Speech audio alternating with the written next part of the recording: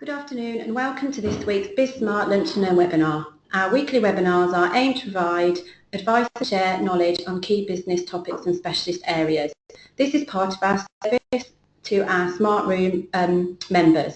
If you'd like to find out more and register for our free access to our blogs, presentations and live webinars, please do visit our website www.biz-smart.co.uk and access the Smart Room page. Our host joining me today is BizSmart member Matthew Parsons from SurfTech IT, here to talk to us today about information security and protecting your business. Before we start the webinar, can I ask you all to use the question mark function on your screen to post any questions that you may have, and Matthew will do his best to answer them all at the end of the session. Thank you, Matthew. Over to you. Thanks, Caroline. Good afternoon, everyone. So my name is Matthew Parsons. I'm the director at SurfTech IT Ltd. I thought it was just the right thing to do just to introduce myself to you. So I've been working within IT services for about 14 years, worked for a variety of different companies of Microsoft Gold partners and such. And obviously throughout my history of employment, I've actually gained quite a few different qualifications, including Microsoft certifications, Apple certifications, and obviously ISO accreditations within SurfTech IT. So if we just quickly move on and we'll get to the nitty-gritty of today's topic.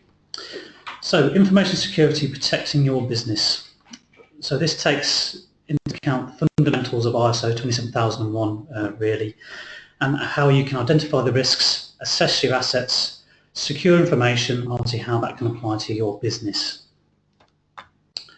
So identifying risks.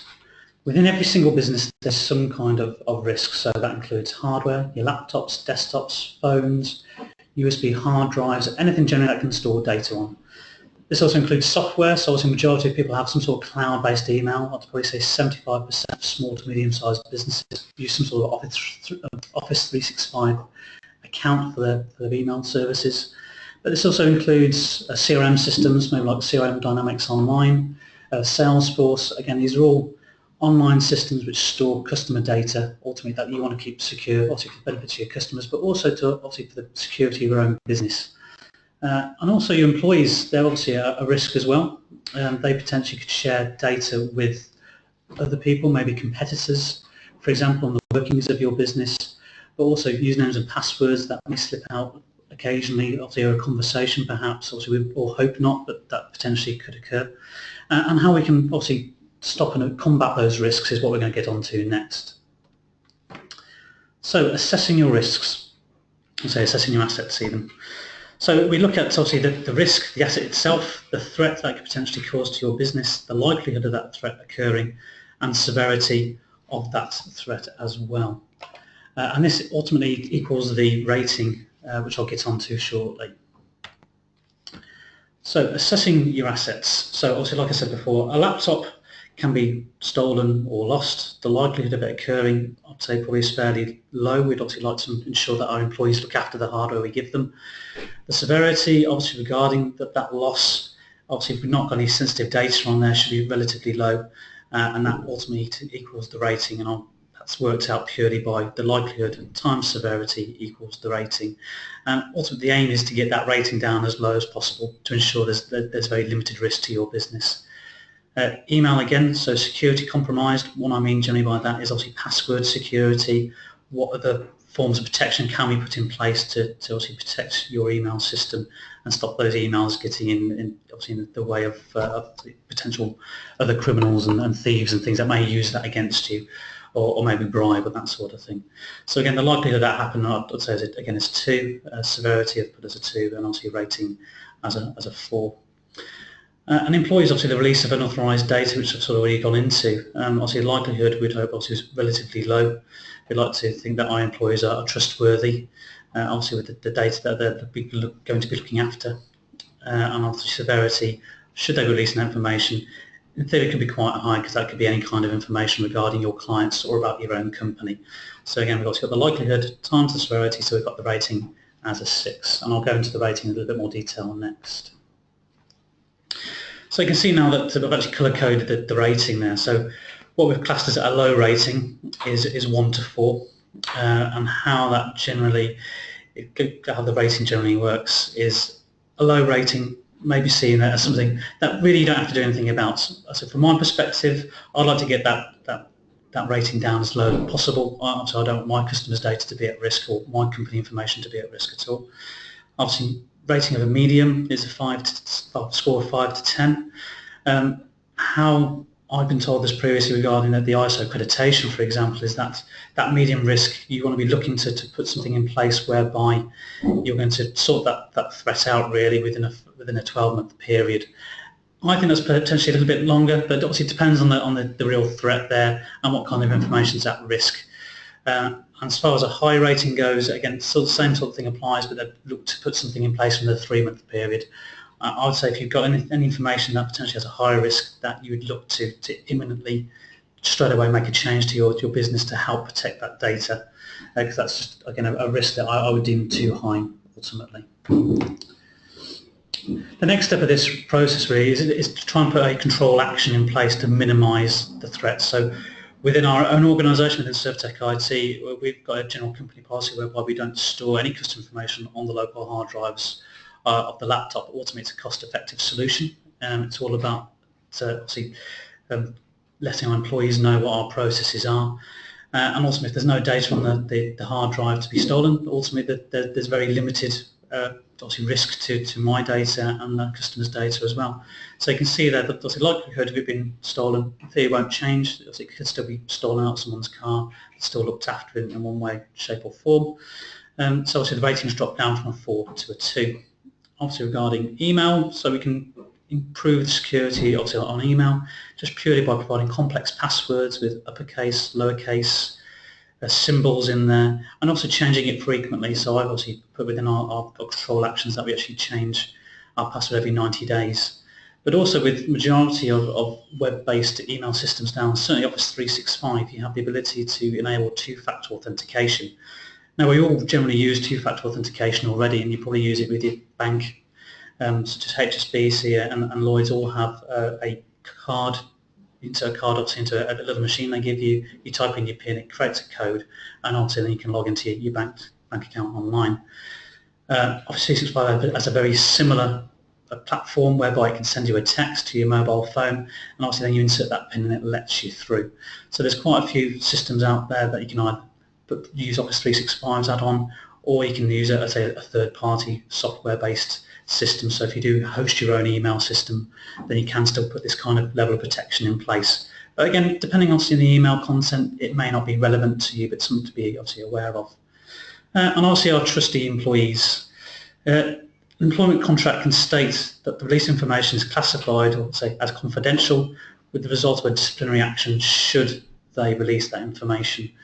And it's all about damage limitation ultimately. I think, and I'd say that the majority of employees would understand having this kind of policy in place. I don't think there's anything wrong about this. I wouldn't say it's unfair. But again, it's about protecting your business and ultimately protecting the welfare of your employees. Ultimately, should you start losing customer data, ultimately it's going to impact your business, which also would impact obviously the employees that you can have within your business. So I think it's well justified to use it really. And these are just three initial examples, and I'll go on to a couple of different examples towards the end of the webinar today. So we've got a variety of different control actions that we can actually do. They don't all have to be at a cost, such as obviously putting the policies in place with employment contracts and things. Again, there's very minimal cost there, just to add a short paragraph in there. But also you may have certain web applications that you host within your own premises. You need to make sure they're secured via firewalls to stop any intruders coming in, and make sure that any ports that are open are closed. The other side of that is ultimately web filtering. Do you want your employees to be able to go on social media during working hours? So you never know, they might start having a grievance against the business. They may start posting things on social media that in theory obviously you wouldn't like them to post. So again, that comes down to obviously the employee. Again, you can also, probably the majority of us already use additional software such as antivirus and anti-spam, again to minimise those risks coming through the email or via USB sticks and such. You may choose to put a policy in place whereby you ban USB sticks, or say put some software in place to block the use of external devices. We've worked with particular customers who work with prestigious companies who generally have a very tight security data policy whereby they don't allow anybody to take any data in or out the business, and also block things such as Dropbox. And the other kind of policies ultimately are computer policies. Anybody who generally has a server has the ability to have policies on their machines that will say what programs they can and can't use, if they can install applications or not. So against having that control over what users are actually doing. And so computer policies are probably mainly used obviously within businesses as well, but also mainly in schools. There's obviously quite a few bright secondary school children out there these days who ultimately can find their way around quite a few things, or quickly work out how they can get to one website by going through a different path of different other websites, for example. And it's trying to obviously lock those things down so they can't obviously cause any damage to your computer network, and ultimately stop, in this case, obviously teachers and head teachers getting on with their day-to-day work. And ultimately, obviously, why assess these threats? And ultimately, if you can identify these threats within your business, ultimately it's all about reducing the risk of that data leaking out, and obviously causing problems for you and your customers. Ultimately, from an IT service perspective, obviously we have usernames and passwords for quite a few, obviously all of our customers, I would say, with administrative details, obviously how they get onto their system, how things are all set up. And those are core bits that we're trying to protect so that they don't get onto the open domain. So we've set these policies in place for ourselves to ensure that our customer data is always secured. And I think certainly as the years go by, that security within a business will obviously be one of those fundamental things, really. So just to go into a bit about ISO 27001. Ultimately, I say you're watching this webinar obviously for a reason, but essentially you don't have to be ISO 27001 accredited. I say just using these basic steps really just to provide business fundamentals, a best practice sort of thing, I think it is very valid. But just to give you some background really, is the ISO 27001 is part of the International Organization for Standardization, ISO, for implementing an information security management system. So it's not just these risks and threats that they look at. There's actually quite a few other steps behind it, but I think from my perspective this is the first step really for any business that they should be looking into. Obviously it's not required by every industry. We work with trades in the automotive industry which seem to really take hold of the ISO 27001. I've put some posts up previously about sort of law firms, for example, should be really looking at ISO 27001. And I'd say really any customer really that has a lot of data within their business that holds obviously client information, say dress details, that sort of thing. Again, they're all risks to that, and I think especially as IT moves on, there's going to be people looking more at how businesses handle their data and if it's secure or not. So I don't think there's any harm in putting these processes in place, and it can be done without obviously putting additional costs within your businesses as well. As far as ISO 27001, we actually audited once a year in regards to our process to make sure we're actually following these processes that keeps this all valid really.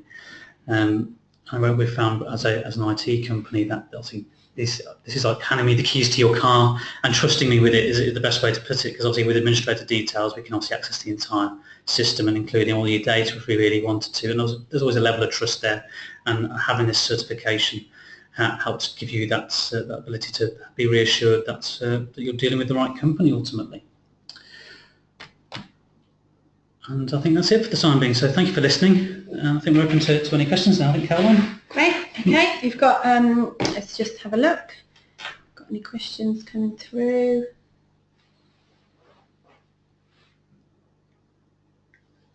Okay, great. So your first question from Laura, and she asks, would a phone conversation be a risk to information security, and if so, how would you reduce its risks? So I suppose it comes down to that there's two assets involved. So you would potentially have an employee, obviously they're one asset.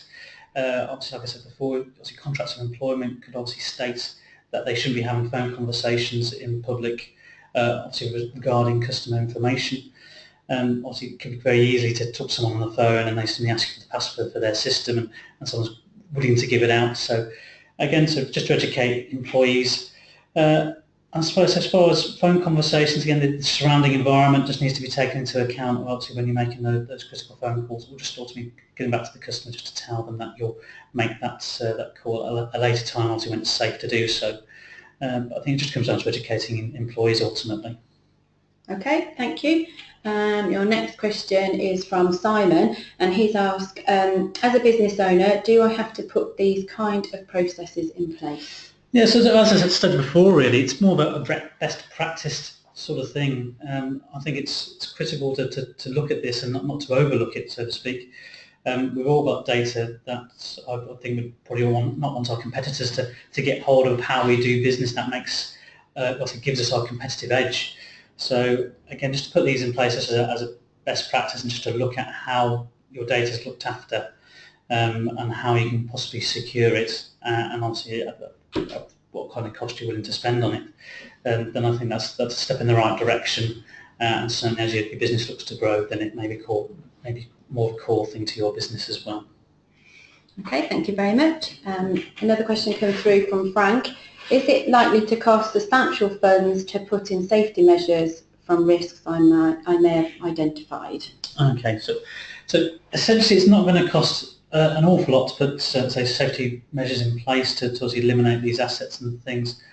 But essentially I would say it's that's again changing policies, changing the customer data on laptops and things. Again, it's an easy way of obviously setting policies that controls that data. And also to say the cost of which to encrypt a laptop, I wouldn't say it isn't a huge business expense. You're talking between £25 and £35 for the right software to encrypt your laptop, for example. But you may just choose to use a protected cloud environment to obviously store your data anyway. So again, there's multiple different ways of getting around it. But again, I think obviously business can look at it from their own perspective and see if it's a justified cost or not. Okay, thank you. We've got a question from Jill, and she asks, are the same processes suitable for freelancers as well as employees? Thanks, Jill, for your question. So essentially, I would say yes. I say you're still storing customer information, essentially.